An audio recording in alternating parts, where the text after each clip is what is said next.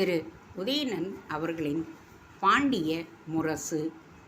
மீனாட்சியம்மன் ஆலயத்தில் கருவறையை ஒட்டிய திருச்சுற்றில் வலம் வர புறப்பட்ட மன்னன் சுவற்று சித்திரங்களையும் சிற்பங்களையும் கண்டு அவற்றில் கருத்தை இழந்தான்.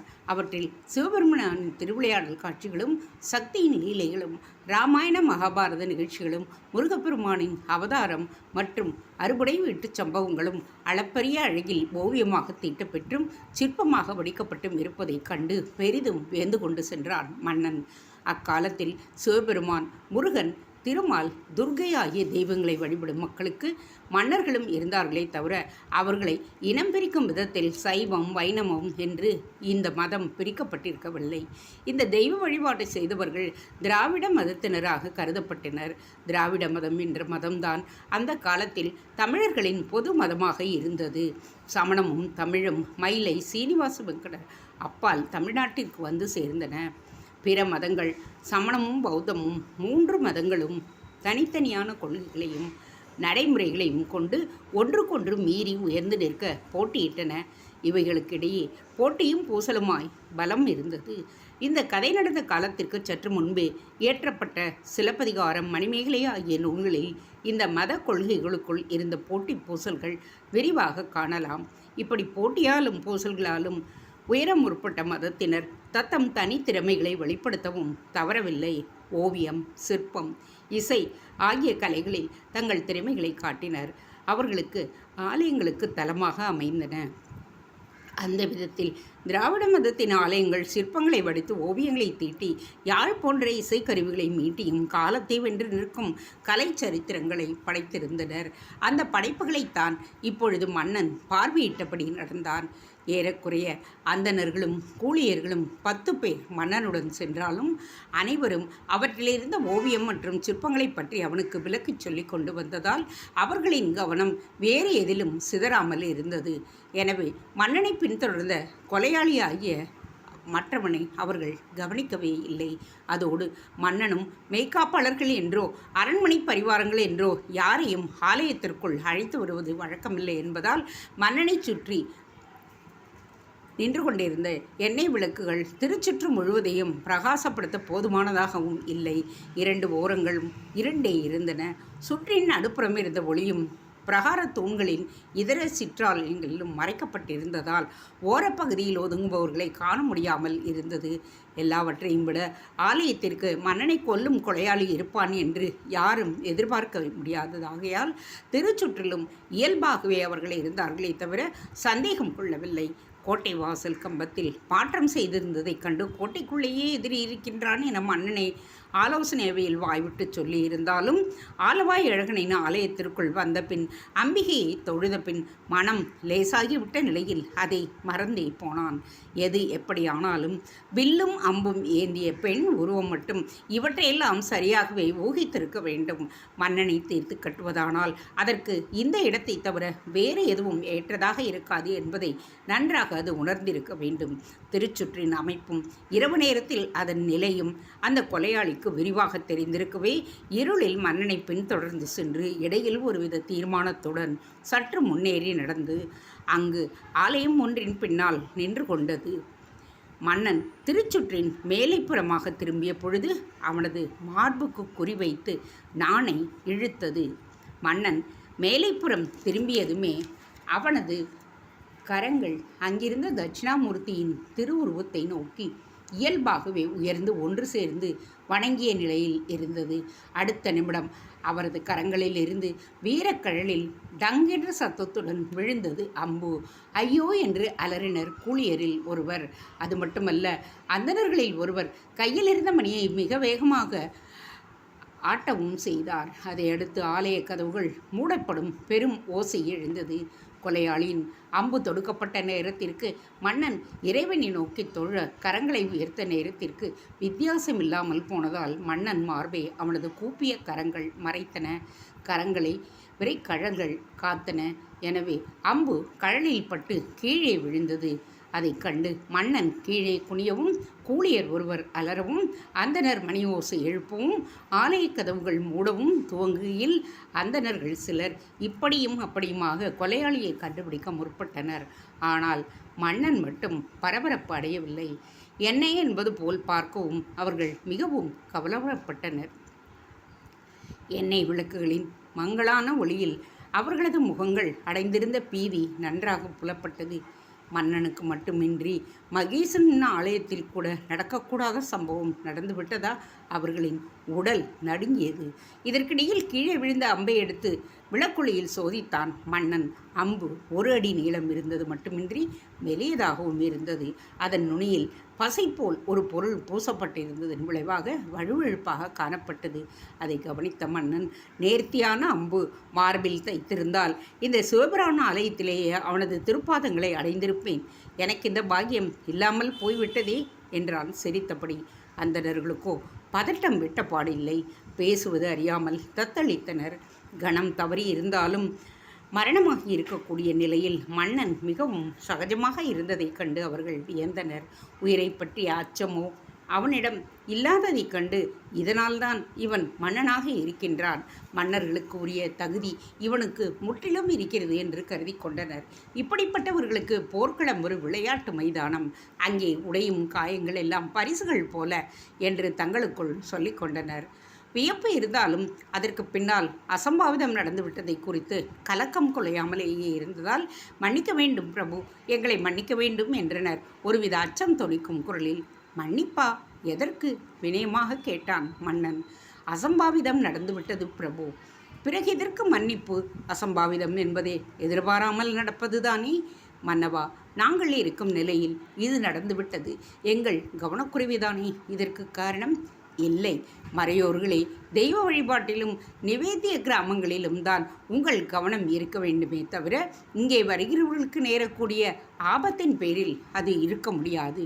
அதோடு ஆலயத்திற்குள் ஏதோ ஒரு மூலையில் இருந்து அம்பு வீச ஒருவன் இருப்பான் என்று யார்தானே எதிர்பார்க்க முடியும்? பிரபு, மணியோசை எழுப்பி ஆலய கதவுகளை மூடியாகிவிட்டது. தங்களை கொல்ல வந்தவர்கள் ஆலயத்திற்குள் தான் இருக்க முடியும், எங்கும் தப்பிவிட முடியாது. அவனை பிடித்து விடுகிறோம். வேண்டியதில்லை, அவன் கொலையாளியாய் இருக்கலாம் பிரபு. அவனை விட்டு வைத்தால் விபரீதங்கள் மேலும் மேலும் நிகழலாம். சதிகாரர்களில் ஒருவன் பிடிபடுவதால் விபரீதங்கள் நின்று விடாது. அவனை பிடிப்பதன் மூலம் மற்ற சதிகாரர்களையும் வளைத்து விடலாமே. சதிகாரர்களை பிடிக்க பயனற்ற காரியங்கள் வேண்டாம். இந்த கொலையாளியை தப்ப வைத்தே மற்றவர்களை பிடிக்கலாம். ஆலயத்தில் இப்படியொரு திட்டத்தை தீட்ட துணிந்தவன் நிச்சயமாக முட்டாளாக இருக்க மாட்டான். அதோடு அவன் நமக்கு பிடிபடவும் மாட்டான். தப்ப வழி தோட்டத்தை அடுத்திருந்த அந்த நிலா மாடத்தை என்னென்று நேசிப்பது என்பது போலத்தான் அவன் இருந்திருப்பான். கொலையாளிகள் காரியத்தில் இறங்க மாட்டார்கள். தப்பும் முயற்சி இல்லாமலேயே அவர்கள் உள்ளே வந்திருக்க மாட்டார்கள். எனவே அவரை தேடும் முயற்சி வேண்டாம். அவன் ஒருவனுக்காக அம்பிகையின் ஆலயம் மூடப்படவும் வேண்டாம். கொலையாளிக்கு இடமளித்த அதே ஆண்டவன்தான் கொலையிலிருந்து என்னை காப்பாற்றியும் இருக்கின்றான். அவனது சன்னிதானத்தில் நம் சமர்த்தியங்களை நாம் காட்டிக்கொள்ள வேண்டாம். இங்கு நடந்த சம்பவங்களை பிரஸ்தாபிக்க வேண்டிய விஷயமாக இருக்க வேண்டியதில்லை. இத்துடன் இதை விட்டுவிட்டு எதுவும் நடந்ததாக காட்டிக்கொள்ளாதீர்கள் என்று உறுதியான வார்த்தைகளை உதிர்த்துவிட்டு ஆலயத்தை விட்டு வெளியே வந்த அவன் நிர்வாகிகளை அழைத்து, போர்க்காலத்தை உத்தேசித்து ஆலயங்களில் காவல் ஏற்பாடுகள் செய்யுங்கள். எப்பொழுதும் உட்புறமும் வெளிப்புறமும் பாதுகாக்கப்பட வேண்டும். எதிரிகள் ஒருவேளை கோட்டைக்குள் பிரவேசித்து விட்டால் ஆலயத்தின் அருகே கோட்டையாக ஆலயத்தையே செயல்பட வைக்க வேண்டியிருக்கலாம். அதோடு இங்கே வருபவர்களையும் கண்காணித்து கொண்டு இருக்கலாம் என்றும் கட்டளையிட்டான். வேறு சில அதிகாரிகளை அழைத்து வேறு சில உத்தரவுகளை பிறப்பித்துவிட்டு அரண்மனைக்குள் சென்ற பொழுது அங்கே தயாராக காத்திருந்தான் தளபதி அதுகை. கொலையாளியை கண்டுபிடிக்கும் முயற்சியை வேண்டாம் என்று தடுத்து விட்டதாலும் அவனை பற்றிய சிந்தனையை மன்னனை விட்டு விடவில்லை. அவன் யாராக இருப்பான் என்று அவன் எண்ணம் யோசித்து கொண்டே அரண்மனைக்கு திரும்பிய போதுதான் அதுகை அங்கு நின்றிருந்தான். அவரிடத்தில் சம்பவம் பற்றி மன்னன் சொன்னதும் பெரிதும் வியப்படைந்தான் அதுகை. சம்பவமே நம்பவே சிரமமாக இருந்தது அவனுக்கு. மன்னவா, தாங்கள் எப்பொழுது தலைநகருக்கு திரும்புவீர்கள் என்று காத்திருந்தது போலல்லவா இருக்கிறது? போரை ஒருபுறம் துவக்கிவிட்டு மறுபுறம் மன்னரை தீர்த்து கட்டும் பேராசையில் இறங்கி இருக்கிறார்களா அவர்கள் என்று வியந்தான் தளபதி. மன்னன் சாதாரணமாகவே பேசத் தொடங்கி, தளபதி, இந்த சம்பவம் நமக்கு உணர்த்தும் உண்மை உமக்கு புரிகிறதல்லவா? போர் செய்தி நமக்கு வந்ததிலிருந்து அது எப்பொழுதோ வெளிப்பட்டு இருக்கிறது என்று தெரிகிறது.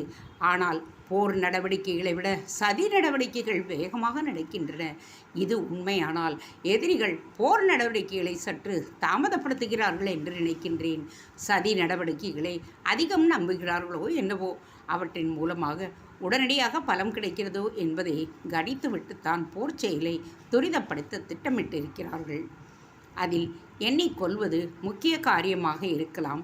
இன்று அது தோற்றுவிட்ட நிலையில் இன்றாவது முறையாக முயற்சிக்க மாட்டார்கள் என்று தோன்றுகிறது. மாறாக போர் நடவடிக்கைகளை முடுக்கிவிடப்படலாம்.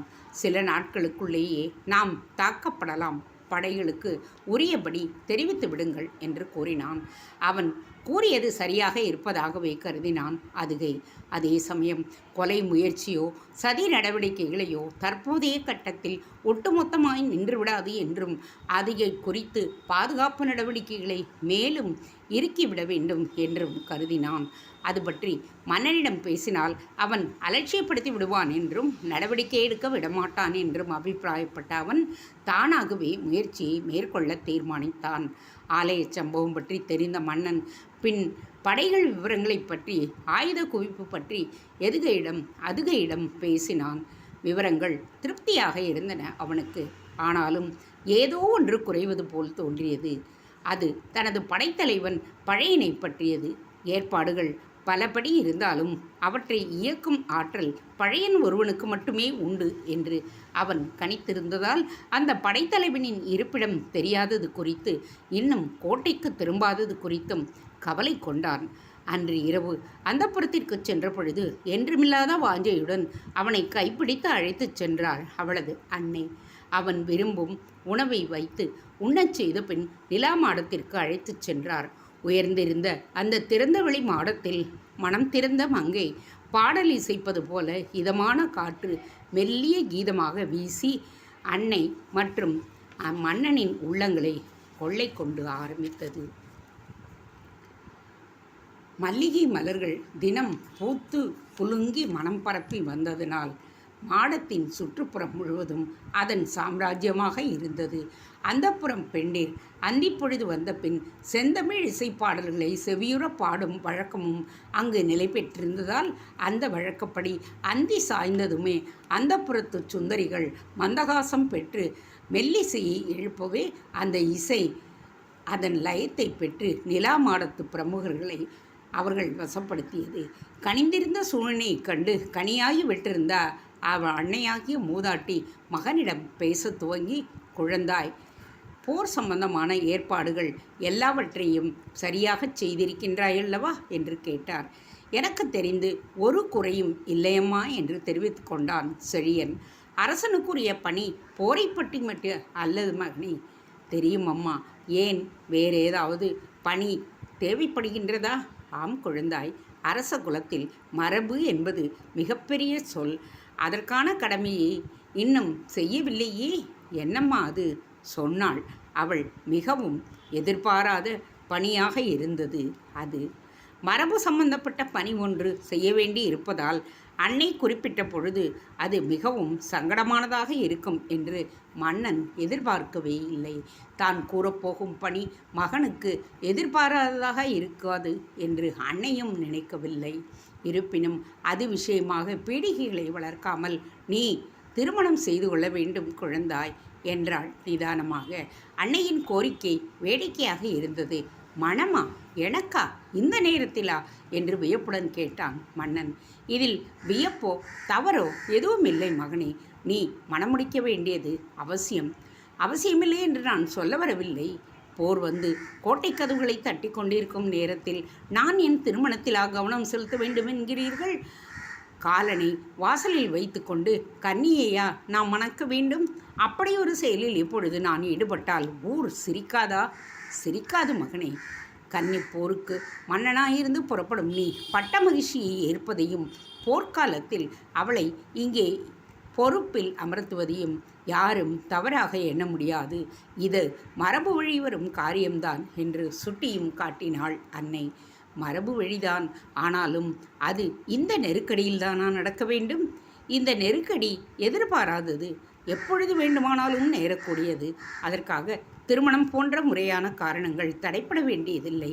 மனைவி என்கின்ற ஒருத்தி உனக்கும் அரசி என்று நாட்டிற்கும் இருந்து உனக்கு வீர திலகமிட்டு போர்க்களம் அனுப்புவதுதான் சாலச் சிறந்தது. அவள் உனக்காக நடத்தும் வேள்வி உனக்கு பெரிய வெற்றியை கொடுக்கும். என் வீரத்தில் உங்களுக்கு நம்பிக்கை இல்லையா தாயே? பூரணமாக இருக்கிறது குழந்தாய். ஆனால் வீரம் வேறு, சந்தர்ப்பம் வேறு.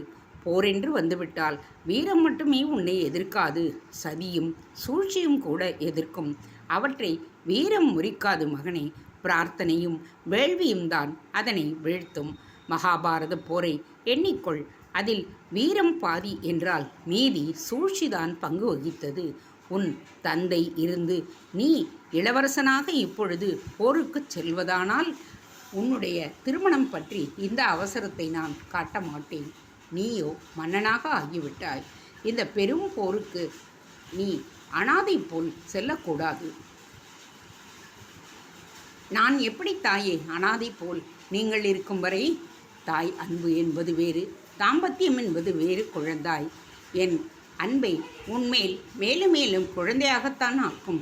தாம்பத்தியமானால் அப்படி இல்லை.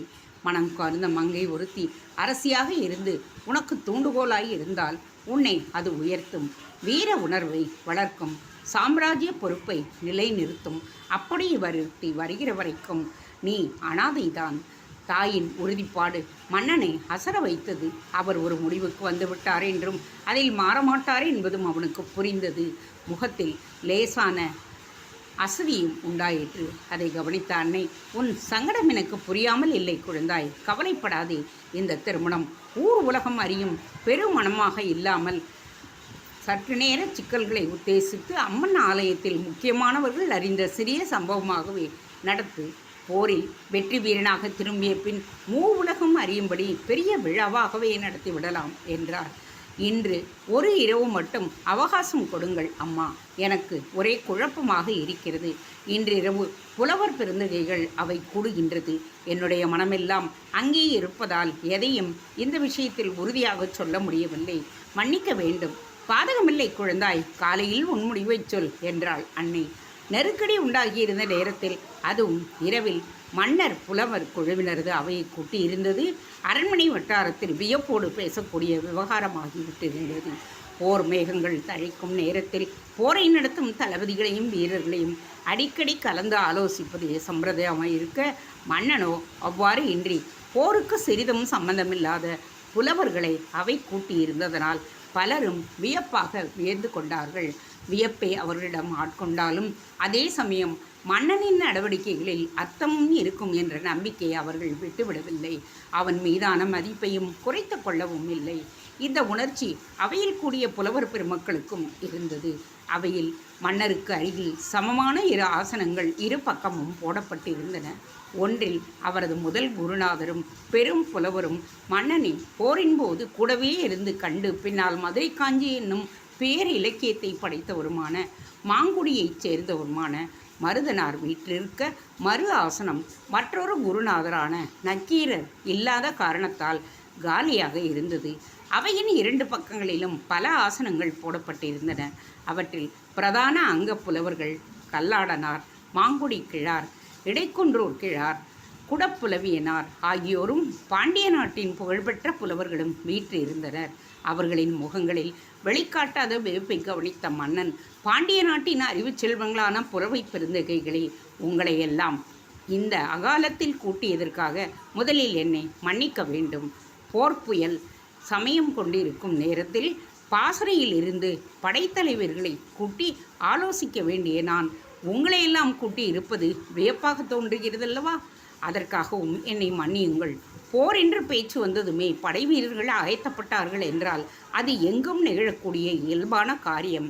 ஆனால் புலவர் பெருமக்கள் ஒன்று கூடி பாண்டிய தேசமெங்கும் அறிவு பிரச்சாரம் செய்து மன்னனின் நெஞ்சிற்கு உரமூட்டுகிறார்கள் என்றால் அது வேறு எங்கும் நடக்காத, கேட்டிராத, பாண்டிய நாட்டில் மட்டுமே நடந்திருக்கின்ற பாக்கியம் என்றுதான் பெரும் படை வீரர்களும் வீர உணர்வுகளும் மட்டுமே இந்த நாட்டுக்கு வெற்றியை தந்து விடுவதில்லை.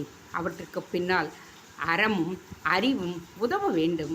அந்த பணியை தலையாய பணியாய் புரிந்து வரும் உங்களை எல்லாம் நான் என் கண்களாகவே மதிக்கின்றேன். படைத்தலைவர்களின் ஆலோசனைகளுக்கு வாளுக்கு பலமளிக்கும் என்றால் புலவர் பெருமக்களின் ஆலோசனைகள் நெஞ்சிற்கு பலமளிக்கும். சங்கம் வளர்த்த கூடல் நகர் செய்த பாக்கியம்தான் உங்களை எல்லாம் ஒரு சேர காணும் பாக்கியத்தை எனக்கு அளித்திருக்கின்றது. வாளுக்கு பலம் பெற்றிருக்கும் நிலையில் நெஞ்சிற்கான பலத்தை உங்களிடம் யாசிக்கின்றேன். இந்த போர் குறித்து உங்கள் ஆலோசனைகளை தெரிவிக்க வேண்டும் என்று வினயமாக கேட்டான். மன்னவா, இதில் எங்கள் ஆலோசனை என்ன இருக்கிறது? நீ மேற்கொள்ளப் போகும் போரும் குறைவற்ற செயலில் வெற்றி கிடைக்கப் போவது உறுதி. எனவே வாழ்த்து வேண்டுமானால் எங்களுக்கு சாத்தியமே தவிர உபதேசிப்பதற்கு என்ன இருக்கிறது என்று கேட்டார் கல்லாடனார். ஐயா, அப்படி சொல்ல வேண்டாம். இதுவரை நான் எடுத்துள்ள முடிவுகள் வாழக்குரியவைகளை கொண்டு எடுக்கப்பட்டவை. அதாவது உணர்ச்சி பூர்வமாக வந்திருக்கக்கூடிய முடிவுகள். அவை சரியானவைதானா என்பதை அறிவுபூர்வமாக தாங்கள் எல்லாரும் தான் ஆராய்ந்து சொல்ல வேண்டும் என்று கேட்டுக்கொண்டான் மன்னன். வலுவில் வருகின்ற எதிரியை விரைவில் அழிப்பதுதான் போற்றத்தகுந்த வரலாறு. இதில் குறை கூற எதுவுமில்லையே என்றார் கல்லாடனார். புலவர் பெருமானே, இப்போருக்கான காரணம் என்னவாக இருக்க முடியும் என்று என்னால் ஊகிக்க முடியவில்லை என்றான் மன்னன். நீ சிறுவன் என்பது கூட காரணமாக இருக்கலாம் செழியா என்றார் இடைக்குன்றூர் கிழார். அதை ஆமோதித்த கல்லாடனார், புதிதாய் ஒரு மன்னன், அதுவும் உன்னைப்போல் இளைஞன், இந்த பெரிய பாண்டிய மண்டலத்தின் அரியணை ஏறினான் என்றால் எதிரிகள் பகைத்து கொள்ள அதுவே ஒரு காரணமாகலாம். பொறாமை வித்து வேலூன்றி குறுகிய கால பயிராய் உருவாக்கப்பட்டு பகைவர்களுக்கு மிக விரைவில் அரிப்பை உண்டாக்கக்கூடியது. அந்த அரிப்பையை படையெடுப்பாக அமைத்து கொள்ளுகிறார்கள் எதிரிகள் என்றார். இளைஞன் மன்னனாக பட்டமேற்கக்கூடாதா என்று கேட்டான் நெடுஞ்செழியன். பொறாமைக்காரர்களுக்கு அது ஒரு பொருத்தமற்ற செயல். ஏதோ தகுதியற்ற இடத்திற்கு வந்துவிட்டதாக ஒரு கணிப்பு என்றார் கல்லாடனார். அரியணை என்பது வயதோடு சம்பந்தப்பட்டதா? நெடுஞ்செழியா, அரியணை என்பது போதைப் பொருள். அதோடு பலருக்கும் சம்பந்தம் ஏற்படுவது உண்டு. ஆனால் உண்மையான சம்பந்தம் என்பது அதை எப்படி பயன்படுத்துவது என்று யோசிப்பவனை பொறுத்ததே அமையும். எவன் ஒருவன் மக்களுக்காக வாழவும் மக்களை உயர்த்தவும் காக்கவும் பரிபாலனம் செய்யவும் வேண்டும் என்று முயல்கின்றானோ அவனுக்குத்தான் அரியணை என்பது உண்மையான சம்பந்தப்பட்டது. வயதோ அந்தஸ்தோ பலமோ அல்ல என்றார் குடப்புலவியனார். அப்படியானால் நான் அரியனோடு சம்பந்தப்பட்டிருப்பது அங்கீகரிக்கக்கூடியது தானே? உன் அரசாட்சியே அதற்கு சாட்சி. எனக்கு அருகதை இல்லை என்றும் என்னை சிறுவன் என்றும் எதிரி நினைப்பது உண்மையானால் அது தவறுதானே? நிச்சயமாக. நல்லது. படையெடுப்புக்கு வேறு காரணம் என்னவாக இருக்கலாம் ஐயா என்று கேட்டான் மன்னன். ஆசையும் ஒரு காரணம் என்றார் ஒரு புலவர். ஆசைப்படுவது நியாயம்தானே? பிறர் பொருளுக்கு ஆசைப்படுவது நியாயமில்லை மன்னா என்றார் ஒரு புலவர். அப்படியானால் எதிரி இந்த பாண்டிய நாட்டின் மீதான ஆசையால் தான் படையெடுக்க முற்படுகின்றான் என்றால் அது தவறுதானே? சந்தேகம் இல்லாமல். அப்படியானால் வேறு காரணம்? பொறாமை, ஆசை ஆகிய இரண்டிலுமே எல்லா காரணங்களும் அடங்கிவிட்டன என்றார் கல்லாடனார். இல்லை, வேறொரு காரணம் தனியாக இருக்கிறது என்று ஒரு குரல் கேட்டது. அது குருநாதரும் அமைச்சருமான மாங்குடி மருதனாரின் குரல். முதிர்ந்த வயதும் வெண்ணறையும் நீண்ட தாடியும் தெளிவான கனிந்த முகமும் தீட்சண்யமான கண்களும் எளிய தோற்றமும் கொண்ட மூத்த புலவரும் மன்னனின் குருநாதரும் அமைச்சருமான மாங்குடி மருதனாரின் பேரில் அனைவருக்குமே என்றும் மதிப்புண்டு. பேசினாலும் சரி, எழுதினாலும் சரி, வார்த்தைகளை அளந்து நடக்கக்கூடியவர் என்பது பிரசித்தமாக இருந்தது. புலவர் அவை கூடிய நேரத்திலிருந்து ஒரு வார்த்தையும் பேசாமல் இருந்ததால் பெரு மதிப்புக்கு ஆளாகியிருந்த அவர் தற்பொழுது தானே முன்வந்து பேசியது அனைவரது கவனத்தையும் கவர்ந்தது. சொல்லுங்கள் குருநாதரே என்றான் மன்னன். இந்த பாண்டிய நாட்டின் மீது எதிரிகள் படையெடுக்க காரணம் நீ செய்த அநீதியாகவும் இருக்கலாம் என்றார் மாங்குடி மருதனார். அவரது பேச்சை கேட்டு அனைவருமே திகைத்து விட்டனர். குருநாதரே, இது என்ன சொல்லுகிறீர்கள்? என்ன தங்களுக்கு தெரியாதா என்றான் மன்னன். அதற்கென்ன? சாதாரணமாக வினவினார் புலவர். தங்களுக்கு தெரியாமல் நான் என்ன செய்திருக்கின்றேன் மன்னா? வினவினான். என்னிடம் சொல்லிவிட்டா அநீதிகளைச் செய்வாய்? இப்படி புலவர் கேட்டதும் என்ன பேசுவது என்று யாருக்குமே விளங்கவில்லை. புலவரே பேச முற்பட்டு, நெடுஞ்செழியா, நீ அறிவில் சிறந்தவன், யோசித்துப்பார். போருக்கான காரணத்தை எதிரிகளும் ஆராய்வதை விட நம்மிடம் ஆராய்ந்து பார்ப்பது நல்லது. நம்மை மறந்து நாம் அநீதி இழைத்திருக்கலாம் அல்லவா? இழைத்துவிட்ட அநீதியை மறந்திருக்கலாம். அதற்காக எதிரி போர் தொடுக்கலாம் அல்லவா என்றார். குருநாதரே, நன்றாக கேட்டுக்கொள்ளுங்கள். தவறுகளை என்னை அறியாமல் செய்யும் பழக்கமே, செய்துவிட்ட காரியங்களை மறந்துவிடும் வழக்கமோ எனக்கு கிடையாது. என் உயிரினும் மேலான இந்த குடிமக்களை நான் முடிசூடி பொறுப்பு ஏற்றதிலிருந்து முடிந்த வரையில் உதவிகளைத்தான் செய்திருக்கின்றேன். என் குடிமக்கள் மட்டுமல்ல, குடிகள் யாராக இருந்தாலும் சரி, அவர்களுக்கும் சரி, வேற்று நாட்டு மன்னவர்களாக இருப்பாலும் சரி, உலகளந்த நீதியை தான் தந்திருக்கின்றேனே தவிர அநீதி என்று ஒன்றை கற்பனையிலும் செய்ததில்லை. அப்படி ஒன்றை செய்து அதற்காகவே போரும் உருவாகி இருக்குமானால் அனைவரிடமும் மன்னிப்பு கோரிவிட்டு வாழேந்து புறப்பட்டிருப்பேனே அன்றி அவைகளை கூட்டி அவற்றிடம் ஆலோசனைகளை கேட்டுக்கொண்டிருக்க மாட்டேன். நான் செய்த காரியங்கள் எல்லாம் அநீதிகள் என்று எந்த அறிவில் சிறந்த என் குருநாதர் கருதுவானால் வாழ்நாள் வரை அவற்றை தொடர்வதை என் வாழ்வின் பயனாகவே கருதி செய்து கொண்டே இருப்பேன் என்றான் ஆவேச குரலில் மன்னன். நெடுஞ்செழியா, மிகவும் சிறிய வயதில் பட்டமேற்ற நீ உடனடியாக உன் பராக்கிரமத்தை காட்டும் வகையில் அண்டை நாடுகளின் மீது படையெடுத்திருக்க வேண்டும். அப்படி செய்திருந்தால் அயல் நாட்டவர் இப்பொழுது உன்னை அண்டுவார்களா? நீ செய்யாமல் விட்ட காரியம் உன் மீதே திரும்பி இருக்கிறது என்றார் புலவர். புலவரா இப்படி பேசுகிறார் என்று அங்கு வேக்காதவர்கள் இல்லை. மன்னன் கூட ஆச்சரியப்பட்டான். பிராயத்திற்கு தக்க அறிவுரை வழங்குவதானால் அவர் மன்னனிடம் உண்டாக்கக்கூடிய ஆவேசத்தை குறைக்கவும் முடியுமானால் போரை தவிர்க்க முயன்றிருக்க வேண்டும்.